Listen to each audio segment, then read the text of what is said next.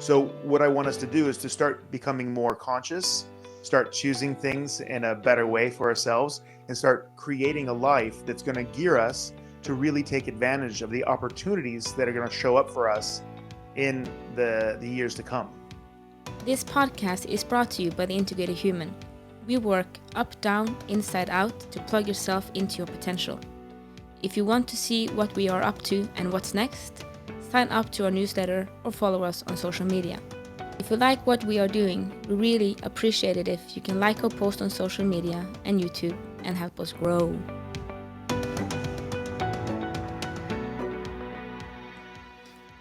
All right. Welcome to the Big and Small Podcast. I'm Jason Shields, and I'm big. And I'm Marit Gabrielsen, and I'm still the tiny one. You are. I'm still the tiny Yeah, one. when you become the big one, then you've been eating. That's a whole lot of buffets in Vegas. Still haven't done that. Oh, man. Actually going to go to Vegas, not now, but later, just to go to the buffet Bellagio. Bellagio. Never done that. Yep.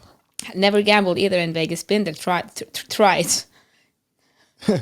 Thrice. Yes. 3 times. 3 times. Oh, I'm so sorry. My head's a little bit tired. Yes, we've been busy. We've been busy. Yeah, in so many different areas. I'm gonna say this straight now. Oh, bring and it. I'm gonna be honest because we are honest podcast. Line it up. It's 1st of December today. Woo-hoo! Happy Christmas and Merry Happy Christmas. Yeah, Merry Happy. Depending if you're American or English. Yep. Yeah.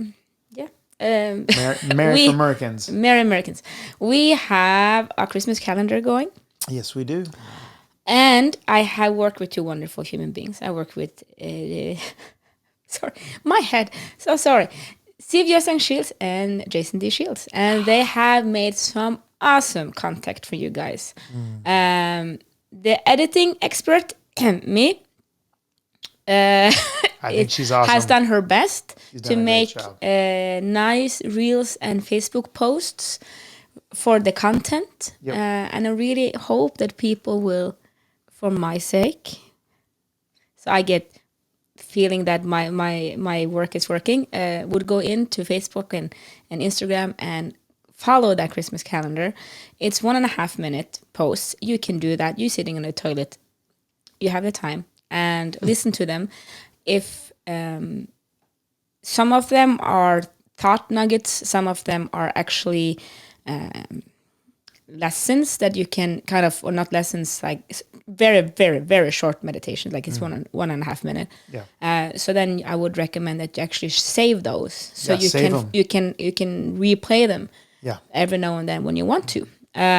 So I would really appreciate if people will go in there and do that.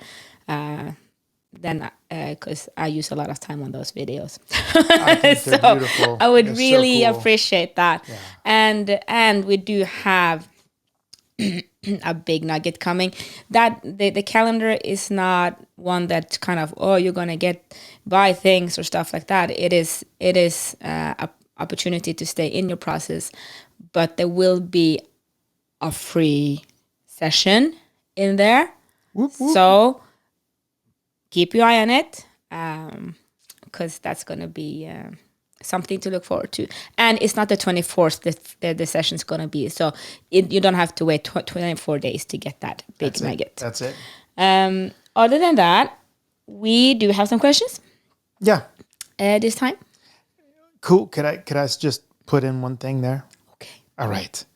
Now, first of all, in America, we're not used to having a Christmas calendar. So Boo-hoo. I never had a Christmas calendar growing up. Now, for those of you that don't come from Scandinavia, there is a Christmas calendar tradition here that is just amazing.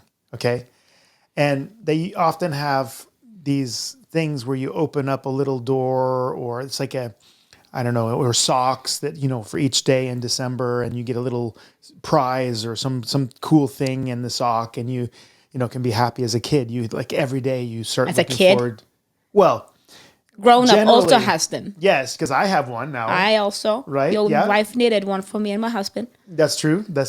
And it's so fun because you can get up in the morning and you run over and you just like look in the sock and you're like, oh, it's the 3rd day of December. And now what did I get? Oh, I got a piece of candy or I got a key to a car. No.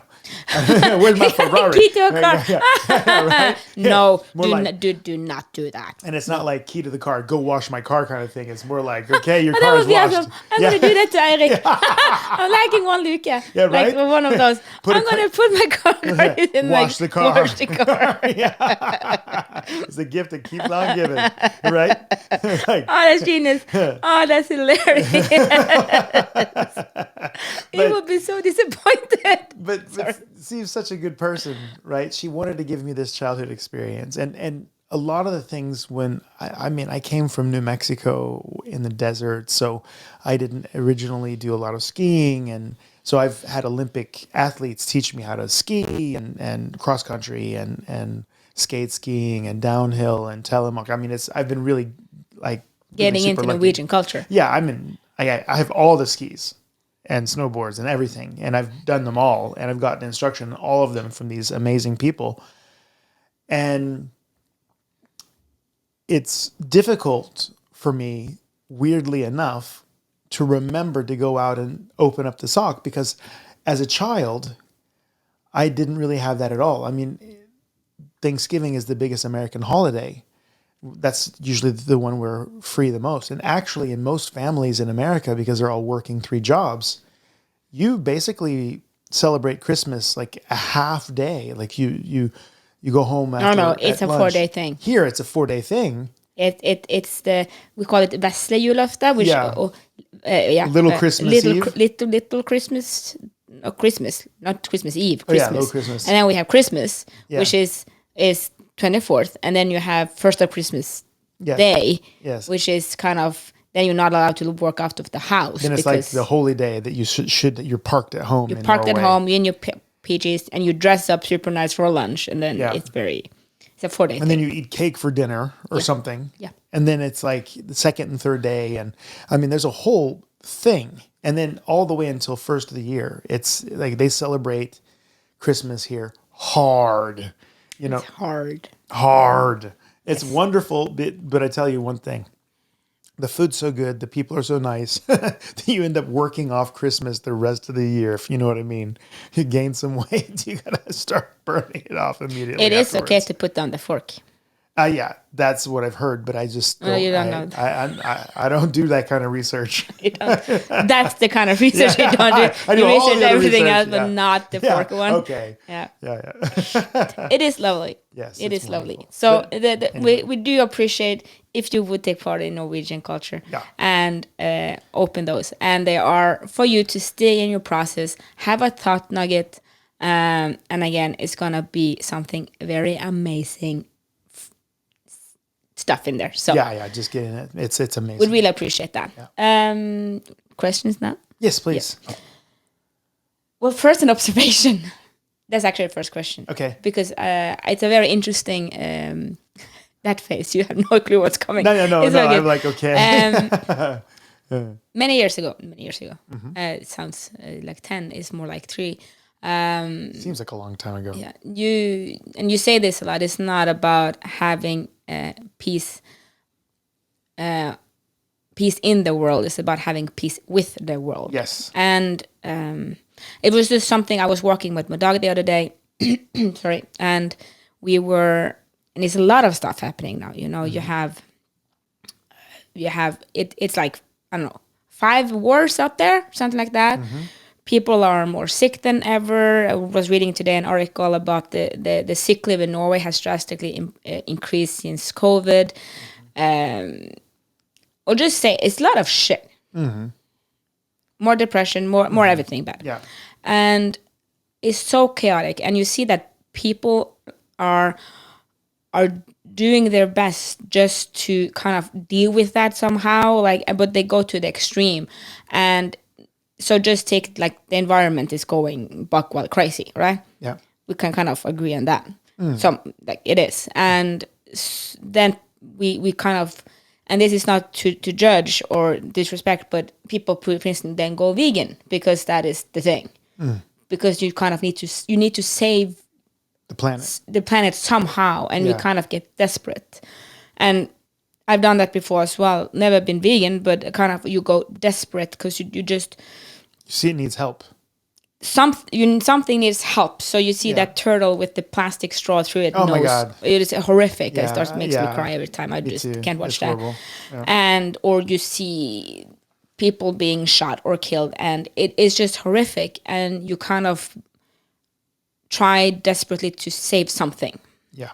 And it just popped into my head because when you please correct me if I'm wrong, but if I remember correctly, when you studied at the International University, what's it called? MIU. Yeah. MIU, so which is called Maharishi Maharishi International University. There you go. You guys meditated for peace, Yeah. Meditation for world peace. Yeah. That's correct. and how many were you? Up towards 7,000. 7,000. Yeah. And during that process, as I recall, you discovered that because you were meditating for peace in the world, and then you discovered that it's about having peace with the world. Yes. That was my great realization through that. Yeah. And there is a thing, just so it's said, if the square root of 1% of the people in a community are meditating, they have actually measured a decrease in crime. They did that in Washington, D.C. I was a part of that project there.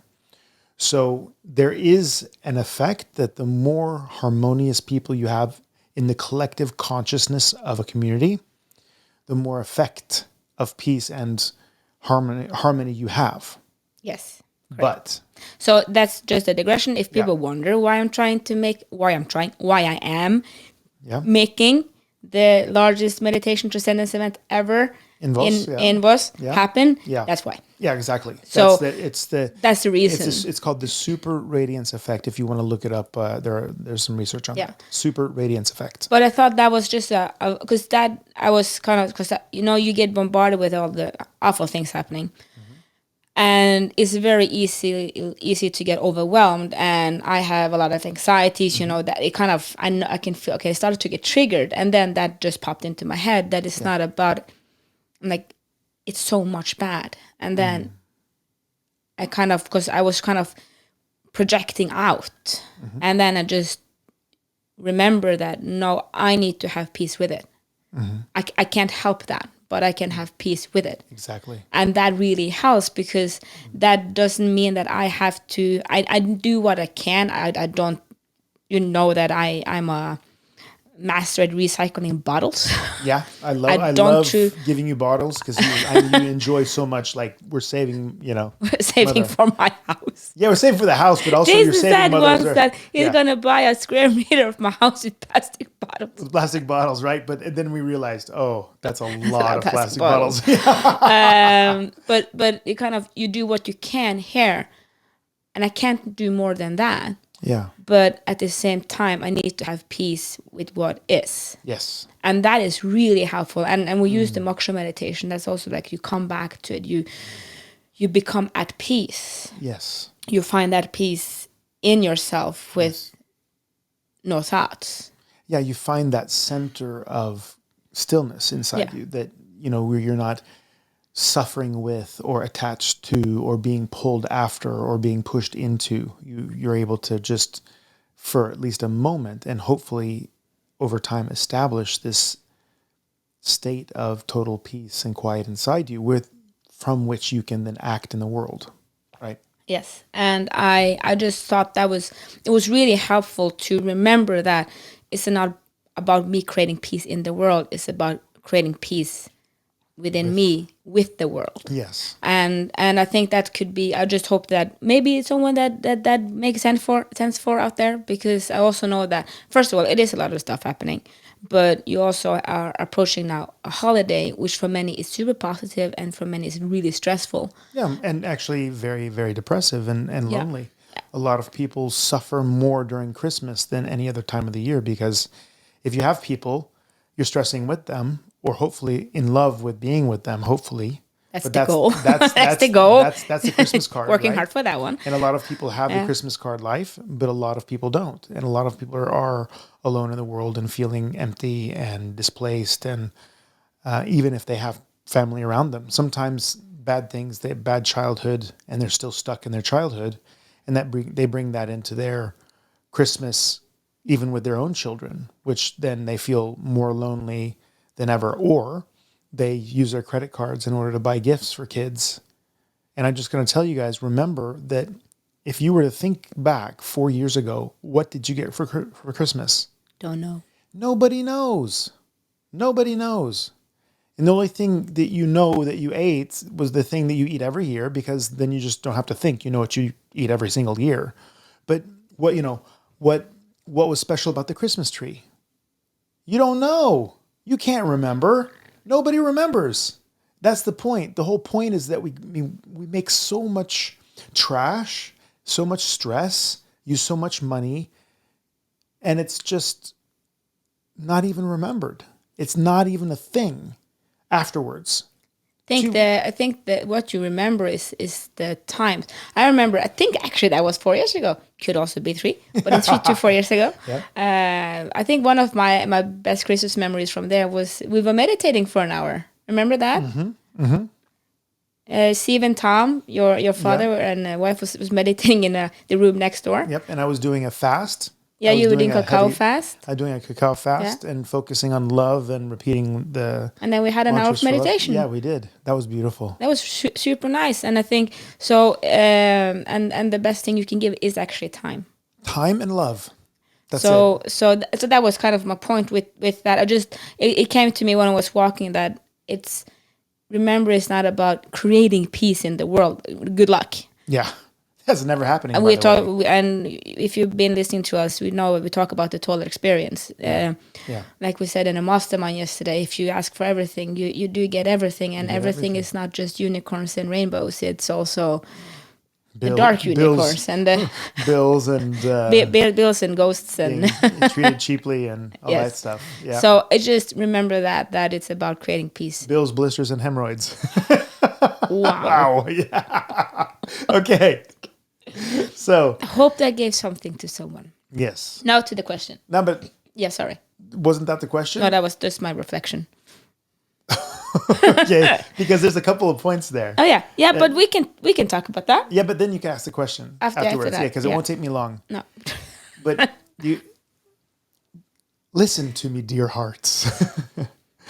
Okay, now accepting what is very important, and a lot of people spend most of their life thinking about what's coming, fearing what's coming, being angry about the past, being hurt about the past, being stuck in the past.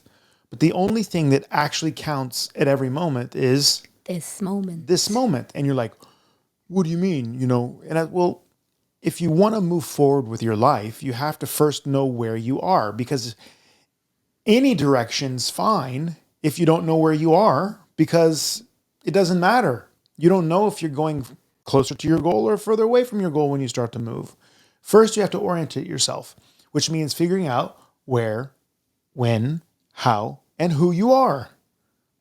That's why we have these events, to help people supercharge their life, because they get even stronger in the moment so they can move in any direction they want to, right? So if I'm not agreeing with the moment, I'm wrong, though the moment may be going against me. Maybe I'm the hammer. Maybe I'm the nail. Sometimes the moment sucks, but you have to understand that this is your moment to work from. If I think that I'm a millionaire, but I don't actually have $1 million, it's going to be hard to continue using that credit card, right? I have to understand that, okay, I'm a millionaire inside, so let's manifest that on the outside by embodying that thing and having the behaviors as such and having the instincts as such and all of that. That's the manifestation, is becoming that man. Do that thing, right? Okay, so understanding that suffering with what's happening in the world, understanding that in that moment there is suffering. There will be suffering somehow, somewhere in every moment, but there also will be the opposite. That is the way it works, guys. That is the way it works. Humans are polarity masters. And the weird thing is we can say, oh, those are the bad people starting the war. But if you were those people, you'd be looking at the other direction saying, oh, those are the bad people. That makes it go to That war. makes it go to war, right? It's kind of like, the whole world is moralizing over the Palestinian and Israel Jewish thing right now, right? But after the Second World War, the West gave old Palestine to the Jews to make Israel. They displaced people who'd been there for 800 years, kicked them out. The West did that, guys. Pushed them off their land and gave Israel that land. And of course, the Jews think that that's okay because they've been persecuted and they had nowhere to go. And they were chased by Hitler throughout the whole war. So they, of course, take this as a good move because they walk into empty homes. It's nobody's fault except for the people who gave them the land, and that's the West. The whole Western war machine and all the politics, the Brits and the Americans and the Europeans otherwise, created that. And now we're going to punish the Palestinians. We're going to punish the Jews for the situation that we created. Think about that. And that's the way it is with everything. Somebody's losing something sometimes and somebody's winning something sometimes, and everybody's looking at something from a different point of view. Trust me, it will never be a situation of world peace. And that's what I learned through all of the meditation. We had 7,000 people, close to 7,000 people meditating for world peace. Do you think there was peace in the world? No, we saw a decrease in criminality in a large area around us. Yes. Decrease, but not gone. Not gone. So you have to understand that the super radiance effect is there, yes. And you being a good person helps people be a good person. But for you to suffer for other people's suffering is not compassion. And what do I mean? Okay, so you're suffering. Do you feel sorry for yourself? Do you suffer with the fact that you're suffering? Yeah, usually you do. Yeah, you do. Okay, what about your spouse? Oh, he suffers big time. Yeah, but he suffers big time. If I'm suffering, he suffers he's twice. Definitely gonna suffer. He He's gonna suffers suffer. twice. But if he's suffering, you feel sorry for him too, right? No. Yeah. Yes, I do. Of course. No, if he's suffering, then I'm also suffering. But then what about the family? Well, they suffer because we suffer. Yeah, exactly. And what about the community? Oh, they start to suffer because we are suffering. Hub. Exactly. And then what about the country and yeah. and Europe? And so where are you going to set your I don't give a shit anymore line? And that's the thing. You either have to, in a way, understand that everybody's suffering somehow and honor that and try to be as good of a person as you can and not add to it. Or you have to not care about anybody because it's kind of arbitrary to say that, well, I suffer with these people's sufferings, but not with their sufferings, right? Isn't that a little weird? Isn't that a little, I don't know. I almost want to say schizophrenic somehow. How do you not include somebody in your heart? You have to either have to push everybody out or you have to include everybody. I include everybody. And I understand that I can't save the people in Palestine. I can't fix the Jewish crisis. I can't fix Israel. I can't worry about the way animals are handled in America, right? I can't. The turtles. I'm the turtle with this, and I can feel it hurts, but I can't find that turtle. That picture of that turtle's been horrific. used so many times horrific. for years and years. I'm pretty sure that turtle's dead anyway. It had a straw in its nose, of course. It's Yeah, of course, right? Nobody put. And my question is, why didn't they pull it out instead of taking a picture of him? I'm just saying. Anyways, Maybe they put it in there to take the picture. I don't know. Bad people. you do the best you can with what you have with you Exactly. right here and now. That's what I'm saying. And you can only act from here and now with the hands and feet that you have. In the mastermind yesterday, somebody was talking about control and how to control things around you. Well, and I asked her, can you control me? Can you make me move if you continue to sit in your chair? And she said, no. And I said, that's correct. Well, can you touch me if you sit in your chair there? No. Then how is it that you expect that you can control me when you can't even touch me, you can't affect me, you can hardly even talk loud enough for me to hear you? That means you can't really take responsibility for what I do. So if I'm not behaving in a way that you like or that I promised or whatever, should you be suffering with that, or should you realize that if you are suffering, then it's just your inflexibility inside. It's not your ability to accept the moment. Okay, that guy didn't follow up. Okay, we take action on that. But why should I have a horrible internal climate and freak out inside because he's not behaving like you said? You shouldn't. You have no control over that guy. You're going to let him decide your internal state. You're going to allow the way they treat animals in Australia on these big sheep farms destroy your internal climate. No, if you have an opportunity to help or fix or not add to it, good. But should you stay at home and you have nothing else to worry about in your whole life except for something that's so far away you don't even actually know if it's happening? I mean, that's the thing. So be present here and now and be a great person here and now and do your job here and now and worry about here and now. And through that, you affect the rings of people around you and make the world better. And then you do what you can here. That's it. That's So it. you don't throw plastic straws on the ground. You throw it in the plastic. Yes, and you get those bottles and pay for houses with it. That's what you do. Just as if you that's actually, I don't understand why they don't have that in. I think Spain followed now. They have it.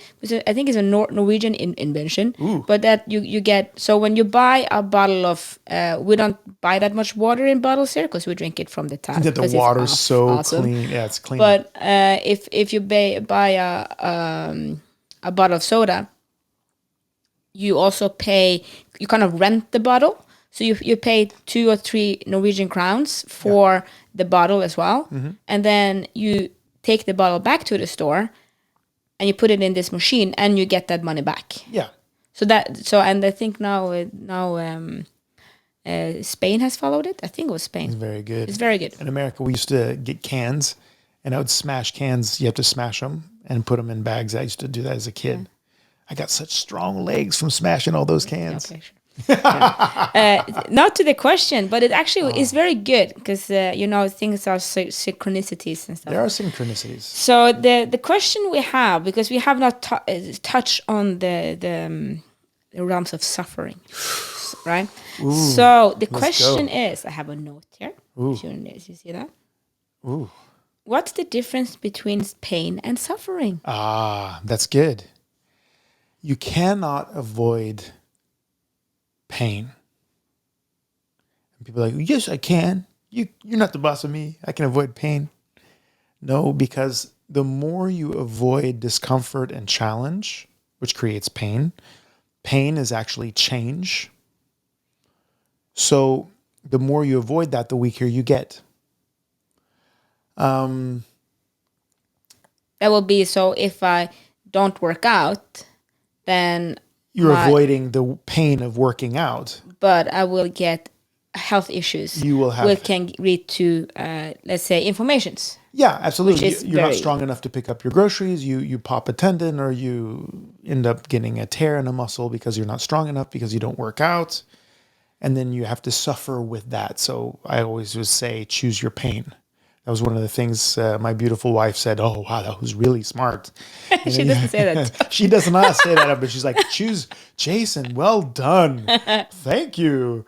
Yeah, so choose your pain. You can either choose the pain of discipline, or you can choose the pain of things going chaotically out of control. That's the way it works. You either, and it's not about controlling everything, but it's about, showing up, being a good person, exercising, eating right, taking care of yourself, knowing when to set your own limits. Because when you don't, then suddenly you have an issue that you have to take care of that may not be under your control, under your own choice. You didn't choose it. It happened to you. But actually, if you look back, generally many of those things came because you didn't take the choice of doing the hard thing. You avoided it. And sometimes the hard thing is to stay home from training, guys, weirdly enough. But that's for the athletes out there. Yeah. So suffering comes when you don't understand the reason why something's happening to you, and or think that it's a personal attack against your person, and you don't understand it's context. So let me go back. A professor in anatomy and physiology asked us what pain meant. Pain is actually a relative change in state beyond a certain point. And what I mean by that is, if you take your hands and you gather snow and throw snowballs at your friend, and then you walk inside and put your hands under just warm water, what does it feel like?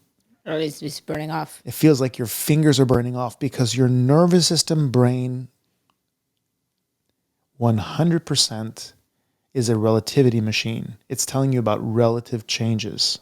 Okay? So pain comes anytime something's changing. So a lot of people stub their toe when they're walking through a door, and that hurts like what?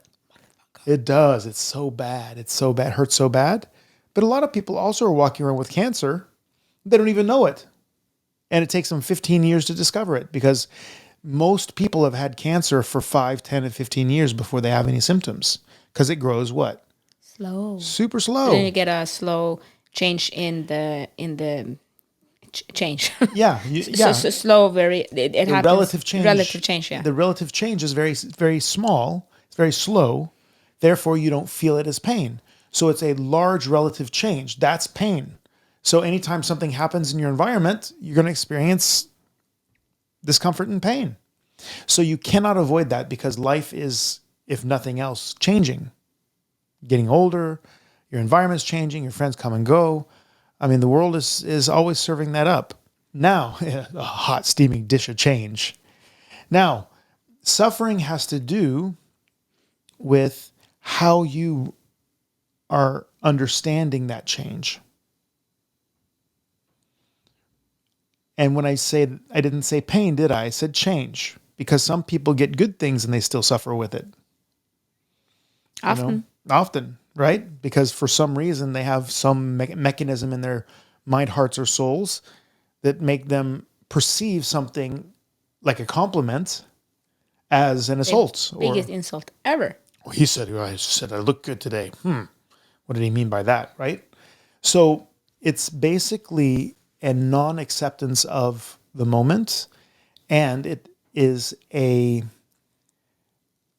factor of not understanding context, reason, or meaning.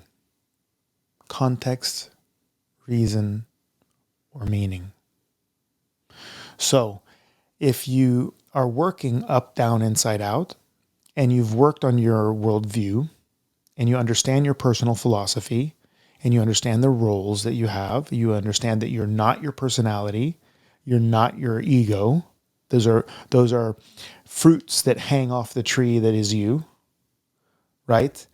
Then your suffering becomes minimal, because you understand the context, and you understand the meaning, and you understand the reason, right?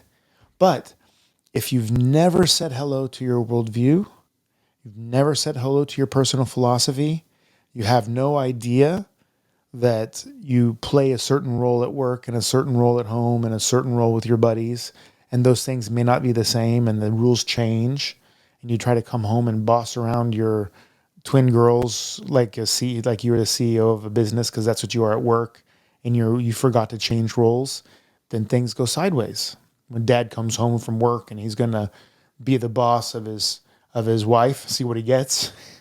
I never trust that. Exactly.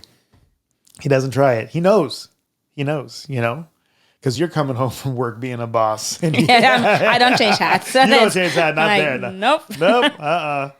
So the whole point is that you need to understand the context, the meaning, and the reasons.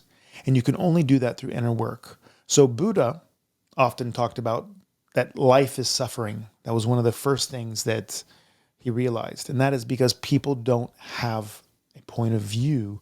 They don't have a conscious inner process.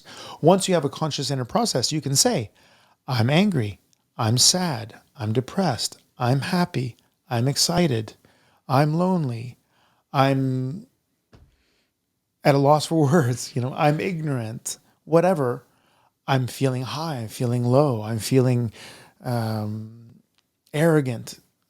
all of those things, but you don't take it personally. You don't take it personally, and you realize that those are states that what? Come and go. They come and go because everything in life changes. So also nice to I have like, and it's for me it also helps then with. I think I've gotten so far in my process now. I try to discover what's the root of this. Yes. Why am I feeling sad now? Yeah. And the confusion, the very annoying thing is when there's no reason, and then you go, oh. Then you just kind of can't deal with it. But if can't deal with it, then you can't then it's more difficult to handle, and you kind of just have to sit with it and just well, maybe it will pop up why. Yeah. But often it helps to retrace why am I feeling sad. I totally agree. That's a why. Yeah. And it could be something extremely stupid, but you can't control. It's out of your control.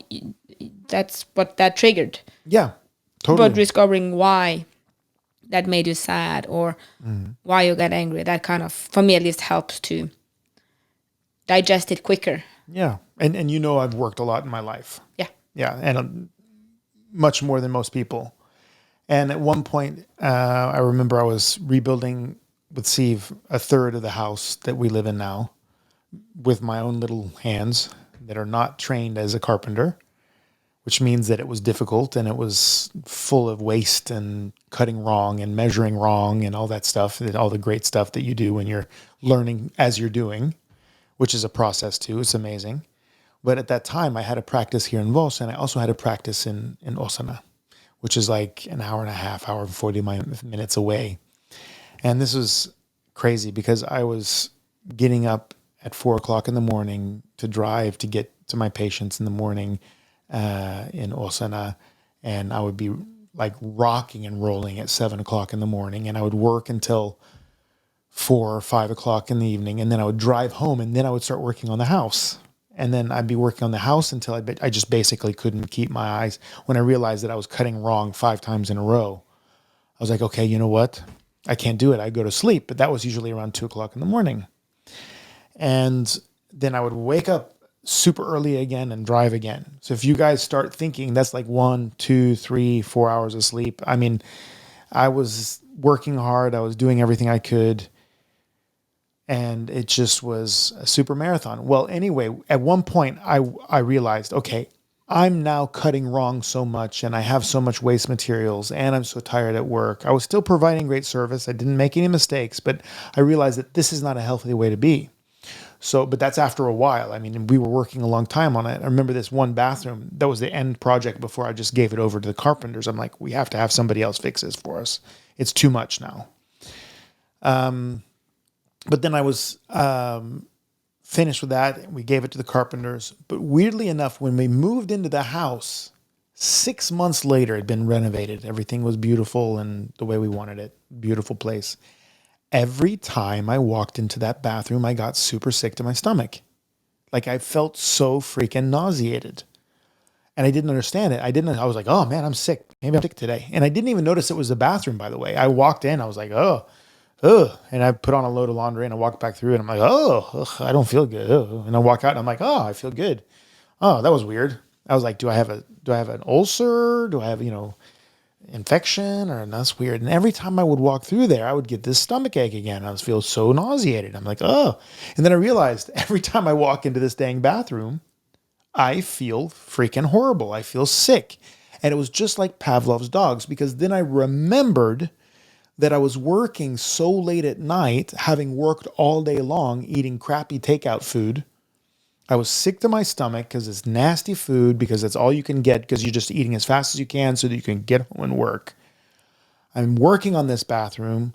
It's super late at night. My head's spinning. I'm dizzy. I'm sick to my stomach a lot of the times there because I'm just so tired that I pattern myself to feel sick in the bathroom. To feel sick in the bathroom. And I didn't understand that I'd done that. And people are like, well, that would never happen to me. Yes, it does. Because you get stressed around Christmas? You get stressed around Christmas, exactly. And that's why you need to open up the Christmas calendar that we produced and Maude created. It's so beautiful. She's amazing.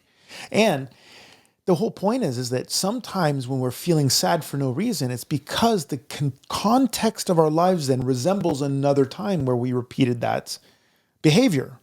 You know, why am I sad now? Well, why am I always tired, like exhausted when I wake up, but I'm okay as soon as I get moving? Why am I always like this at this time of day and like this another time of day? It's because we've patterned, we've trained that into us.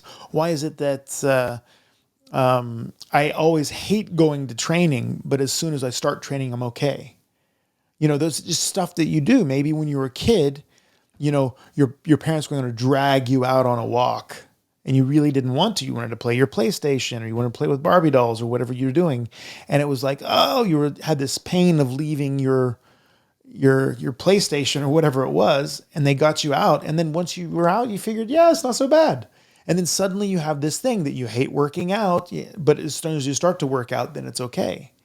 Right? There's a lot of these patterns that we have, and that's part of our mothers and fathers and teachers and teachers, you know, that effect that they had on us. And sometimes it's just life. So like Marat was saying, sometimes you'll feel a thing and you don't even know why. But if you do moksha, the meditation that you learn, you can take that step back and you can start witnessing you. You see, that's the thing. You're so up close and personal with yourself. Most of the people that have been listening to us don't even know they have a personal philosophy because they never thought of it. They never thought of it. But the whole fact is that you do have a personal philosophy because you choose what you choose. What you choose. And you are Who you are. Who you are. And why is that? That's just who I am. That's who I am, right? But there are reasons that you choose the way you choose. Don't blame it on your past or whatever. You choose to not change. You choose what you're choosing. You choose to go forward. Whatever you do, you're doing for some reason, though it may be unconscious. And it may not, and the horrific thing there, it may not be as glorious as you would like it to Yeah, be. exactly. Like, people refuse to look at stuff like that because they go, that's not pretty. That's not pretty. Why do you choose what you choose? Yes. Well, everybody wants to. I can remember I got so freaking frustrated when you started talking about this when I started my process because it was kind of everybody wants to be the hero of their own story. I'm like, I don't. I'm no hero. But you are. Yeah. Because if not, it wouldn't be that difficult to accept the not Instagram perfect parts of you, wouldn't it? Exactly. If you could just realize that you're a human being and you have days, you have bad hair days and you have bad beard days, you know. Again, I had to accept them as sinatag. Yeah. I don't know what that would be in English, but Oh. angry button. Yeah, exactly. Yeah. But you have to accept you got that. some fire. But before, but that was difficult because I was the hero of my own story. So and there's always a reason. It's a why. reason. Yeah, I can justify why I'm angry. Of course, you know, and everybody would be angry in the same situation, except then you realize, no, they're not. No, I'm actually just freaking angry. Yeah. Yeah, I got a lot of anger. I think that's it was it. Do it. Yeah, that's the thing. So doing that personal research, and that's why moksha is actually the most powerful technique ever. It's the simplest, but at the same time, the process of really gaining from it comes from either lots and lots of time or good guidance or both. Sometimes you can get a world-changing discovery inside just from the first time. So it's worth it. It's not like, oh, I have to commit 20 years to get some kind of a bump.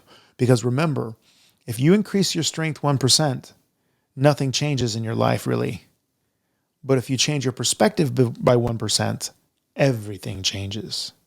So being able to reflect on yourself and change the way you are addressing your life, change your relationship with the living moment. Change your relationship with the living moment. That's development. That's progress. That's real change. Improve it. So remember, you matter. Unless you multiply yourself by the speed of light squared, then you're energy. But if you can't be energy, matter. Thank you for listening to our podcast. We hope you felt we added something to your day and hopefully your life. If you want to learn more, subscribe to our newsletter and find us at integrated-human.com. That is integrated-human.com. Integrated Human on YouTube and other social media platforms. Have a great day and thank you again for listening. Love, light, and upgrade from us at the Integrated Human team.